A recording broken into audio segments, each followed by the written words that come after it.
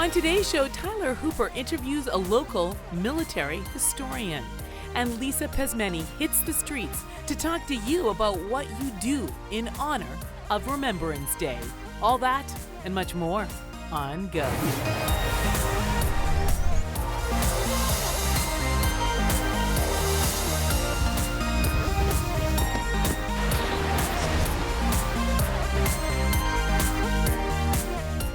Thank you so much for joining us on Go.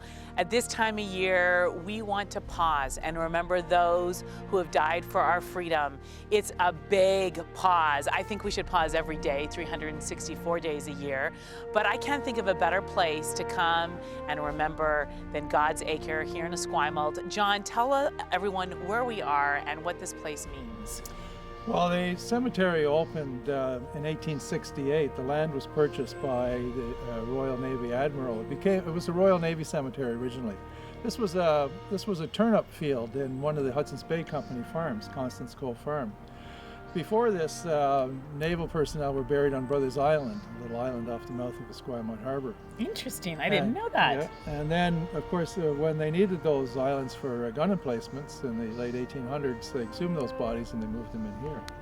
And then with Army personnel coming, they expanded the cemetery. It was originally 1 acre. They expanded it, and then eventually it became under the auspices of the Canadian military, and then in 1947, Veterans Affairs. And since then, it's been expanded to about 2.5 acres now. Tell us a little bit about the stories that you often share with student groups like GNS that come out. What are some of the stories you share with them? Well, first of all, it's really important to say that these cemeteries like this are remembering places. And it is to remember those stories. Every headstone in here has a story. And so what I do is I feature on some of the examples of the bravery that was shown by people and some of the common everyday things, like sailors dying from drowning and falling from aloft, I think one of the students referred to. And so you tell those stories of bravery. Like one story I told the students today about the Second World War. One ship hit a mine, damaged, transferring between ships. One of the officers was buried here, had his foot crushed between the two of them, and refused to have his wound attended to until everybody else was taken care of. Wow. And then he had to have an amputation without anesthetic because all the ether had been broken in the explosion.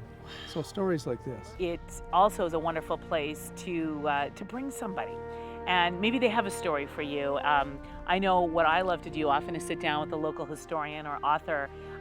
They do the research, they know the stories intimately. Well, our very own Tyler Hooper did just